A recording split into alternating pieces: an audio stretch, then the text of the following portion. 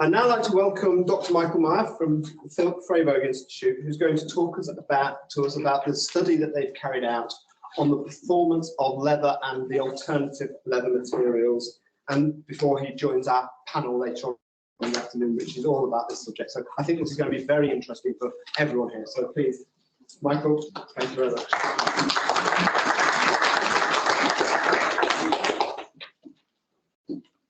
Thank you very much, Mr. Chairman. I have to keep you awake now after lunch. I'd like to show you some results. We did our research last year and over the winter time year before, and presented it last year in March. And I showed some of the results also in other conferences. But today I have some aspects which are, I think, as well new, and where I would like to join to the first talk we had this morning from Susie, where I show you whether we can be so convinced about our raw material, collagen. So why I'm able and allowed to talk about this. I'm coming from the institute which had been firstly a tanning institute, then depending on I come from Eastern Germany, we had to combine this with synthetic leathers. So we are able to manufacture and I would say semi-produce synthetic leathers and leathers. So we have the view of both sides, and we are confronted every 2 weeks, I think, currently with new materials come up on the market or coming from designers, and we are very impressed and interested in what is coming up on the market, and always we see that it is that most of the design students, mostly, or designers, are not completely familiar with the tests they have to withstand when they try to market such a material. So this was the reason why we did this.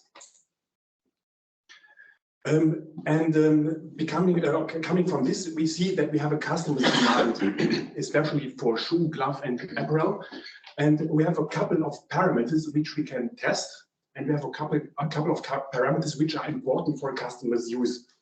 And also coming from the view of a designer, for example.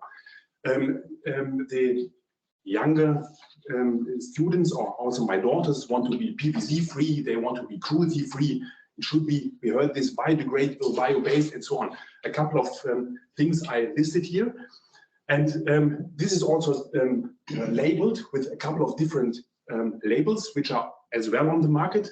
And this is just a selection. It is a confusing number of certificates now on the market, and every label is focusing on a specific aspects. And it's just 1 month ago, evaluation of the labels had been published with interesting results. And you see, maybe something of you heard about the Higgs index, for example. And in this publication, you see that the Higgs index is the left, on the left side there, on the bottom. You see red lights, so it's not really good evaluation, but the Higgs index is one of the indices which are used from the designers to evaluate a material. And this is just you can look for this as well. It's open. It's, I think, made from guys from Greenpeace. That now the labels are used for greenwashing of materials. Very interesting. Then the designers answer to the markets or to the demands with a couple of different materials, of course. We know leather, we know synthetic leather, we know of course Alcantara, Vinatex, Tomtex, and a couple of different marketing names which are on the used. Looking like this, for example, at the left side on top is a mushroom material. It's very hip currently, and a couple of tanneries are also trying to use this as a raw stuff. I will say something about this. Blood is not vegan, but it is as well an interesting material. What is happening there? You have an albumin, it's a protein, and it acts like a binding system. You have protein technology, I will say something about later on, and you have completely different materials like palm leaves or something like this. So basing on the basic structure, we have microfibers, polyurethane, natural textiles, cork, natural rubber, animal skin, and so on. A couple of different materials we are working with, and which are coming on the market, and to test what can we do with these different materials beside of collagen. So this is a variety, a big variety of names and materials and designs, and it's really confusing. But what are these materials? How are they constructed, and what do they perform? This was the focus of our study. Can they compete with a leather which we know how to do it and which are on the market in different variations? So reflecting on the construction of this or the basic materials, don't have to explain how leather is made. It's made from the skin, and the skin is constructed as a layered system of protein fibers. Protein is named collagen. And in case of a synthetic leather, we have something like, I would not say a copy, but it had been manufactured like a copy. You need a substrate, you need a synthetic polymer film on top, which is usually combined with a foam and a compact layer, and on top a synthetic coating. The synthetic coating can be similar in the artificial leather and also in the leather. And then very interesting mushroom materials are coming on the market, just as an example. The structure is completely different. You have, in principle, hyphae. This means the basic structure of a mushroom. And this is a very, very fine fibrous material, which is growing in a specific way in I would say in biotechnological processes, and then can be generated and put and tried to be covered with a synthetic film as well. And then you get also a fibrous material with a synthetic coating.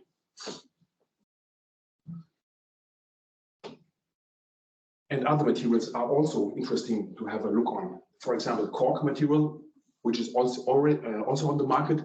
Just a cork, which is not stable enough, is covered or supported with a textile support. Or kombucha, I don't know exactly how it's spelled. It's a tea manufacturing. It's not mushroom, it's biotechnology. So it's a combination of bacteria and some yeasts, which are then growing to a jelly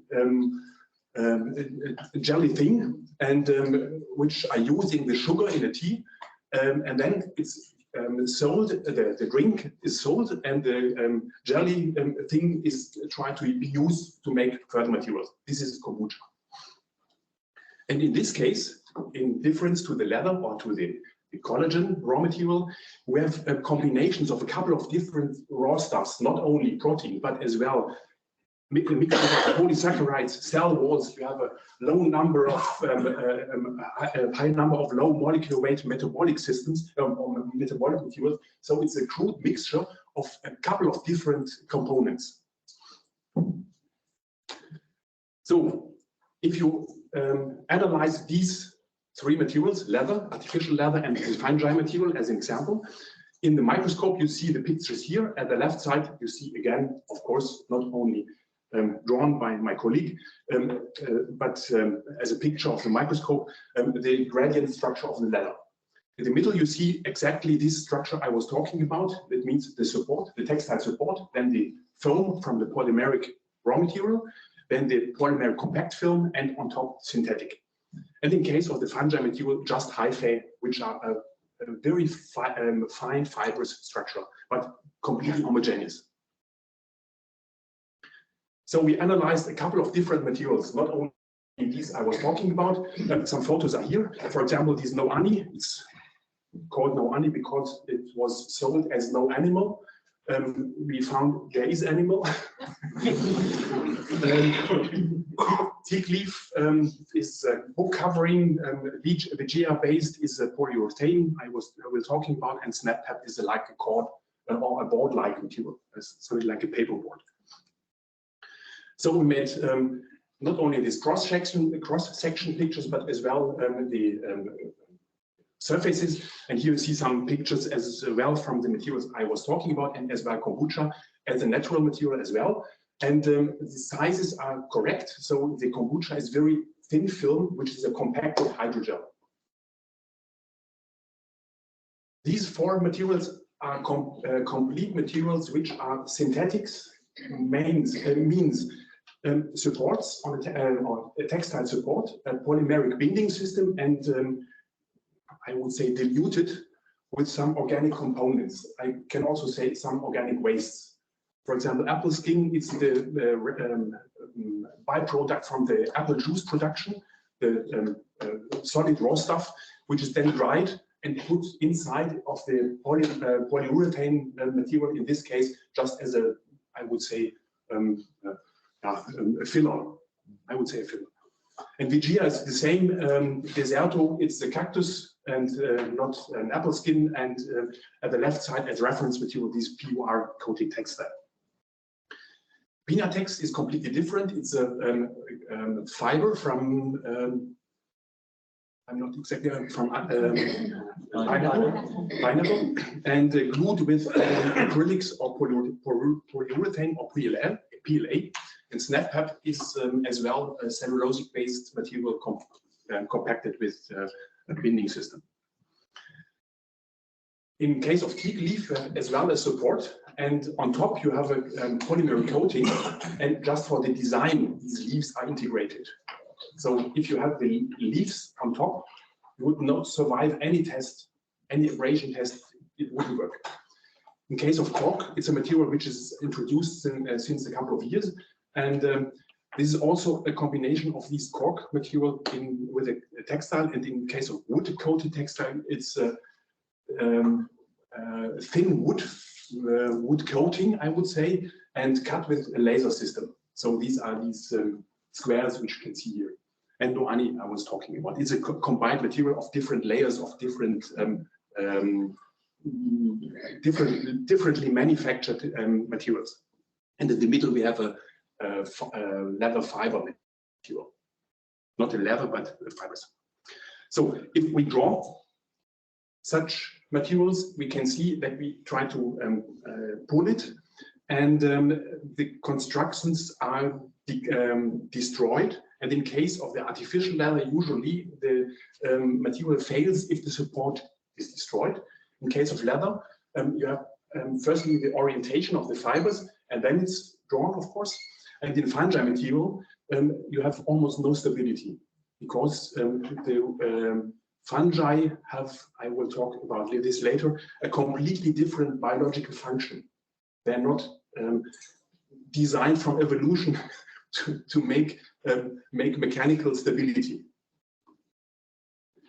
Then we have a second important parameter which we tested in the past, not only the stability, the mechanical stability, but as well for regarding comfort, the water vapor permeability. These blue bubbles, or these blue squares, bubbles here are the water molecules. And if they are going through the materials, you can see that in case of this hyphae, it's very fast. In case of the leather, it is decreased, the diffusion is decreased in the more compact layers. And in the case of the polyurethane coated textile, it's completely stopped. So sweating with such material, we can expect this because it's not water vapor diffusible. So this means we selected, beside of the many parameters we can test, a couple of parameters which are really important for stability, for comfort, and for, I would say, longevity. This means water vapor absorption, water flex resistance, tensile strength, water vapor permeability, and the tear resistance. And in case of SnapPap and Pinatex, you can see these bars here. And if the bars would be 1, it would be the best value for every parameter. You can now have a look for these different materials, and you see, especially the last side is leather. It is very impressive, and this had been in most of these parameters the best option.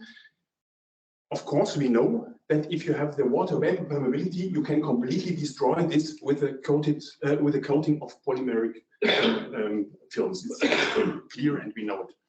So if you compare, for example, a shoe leather with an automotive leather, you can directly connect the decreasing water vapor permeability in the automotive leather by the film thickness.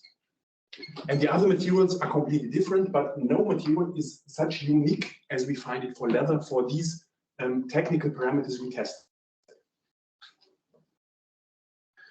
And we were now thinking, because such many materials are coming on the market with the idea to use biological bio-based materials to make new applications or new materials for similar applications as we have it in leather. And for example, if you think about this, you can think about, for example, spider silk. You can think about chitin, which is available in high amounts. Or chitin is a byproduct from the fish industry or the crustacea industry. And you can think about wood, for example, and of course the color. And the function, the biological function of these different materials is completely different. In case of the spider, you have just single thin threads, which are not available as a completely woven textile or textile-like material. And the biological function is completely different. In case of chitin, you have a completely different function. It is just oriented to protection of the animal, and not to make an elastic protection as we can find it in the case of the skin. In wood, we have as well a skeleton, and we have a pipe function. And in case of the skin, we have elastic covering. And regarding the idea what we are using the leather for as an elastic material for the clothing or for shoes or for apparel, then in these cases the elastic properties hyphae, because they have no constructive or construction function. They just have the function of acting as nutrient transporters, nutrient pipes, and they have no stability. We did measure it. But the skin has additional function. For example, there's the function of temperature regulation. They have the function of humidity regulation. And as well, as I was talking about, the mechanical protection, and as well, of course, a couple of others, UV protection against UV irradiation and so on. And if we now compare these interesting new raw materials which are coming on the market with the function, we can see that we have a couple of functions which are very important: the physical stability, the mechanical protection, the temperature regulation, and the humidity regulation, which we directly connect, which we measure with our tests, and we directly connect to the final technical property. And now, if we now compare this with the other raw materials, for example, from plants or from hyphae, we can see that only the skin is covering all these aspects. In case of the plants, we have tissues, and these tissues have selected functions. For example, in case of wood, we have just the physical stability, no mechanical protection, no temperature regulation. The plant regulates its temperature, for example, and its humidity by the leaves. So a different tissue for a different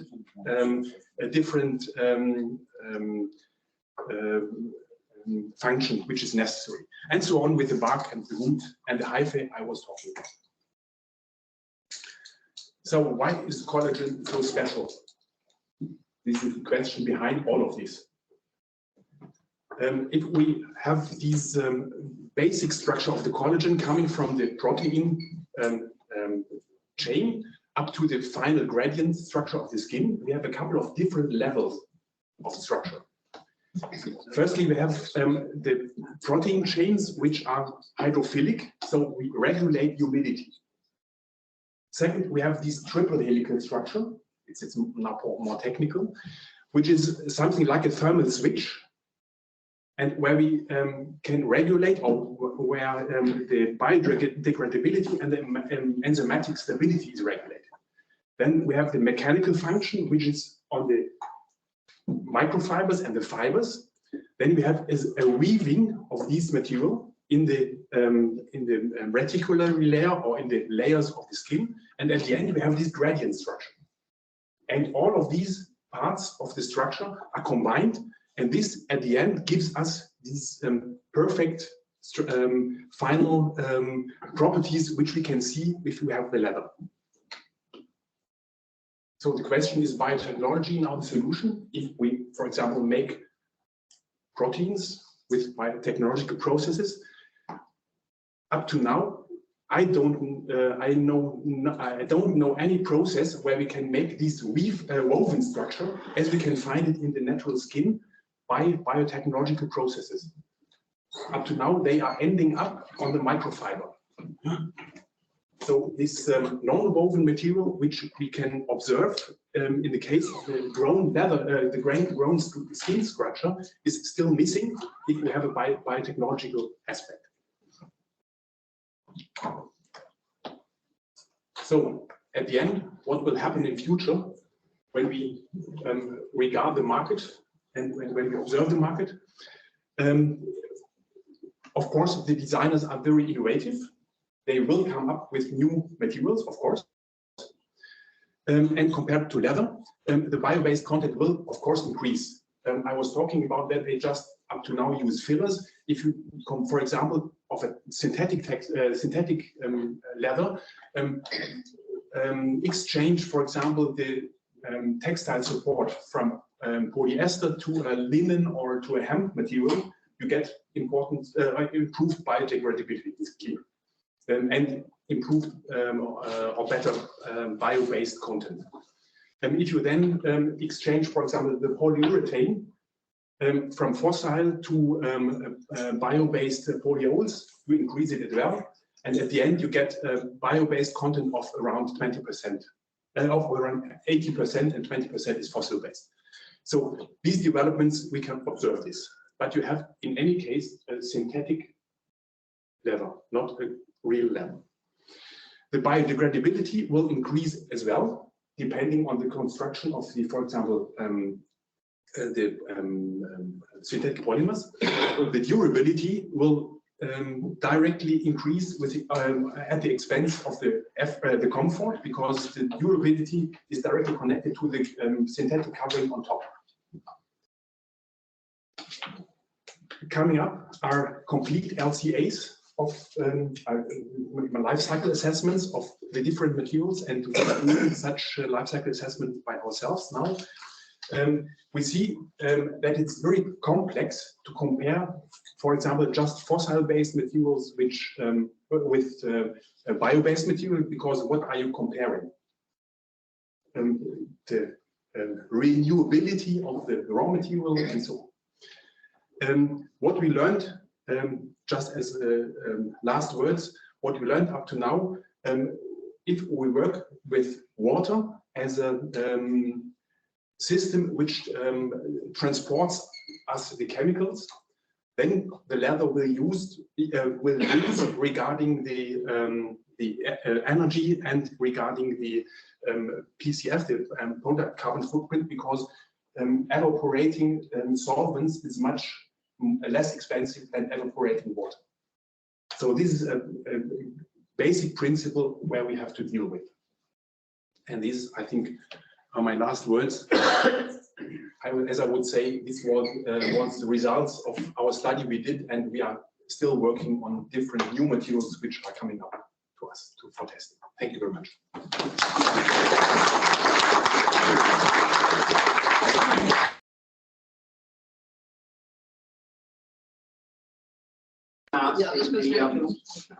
I would like to take the opportunity to thank you for the presentation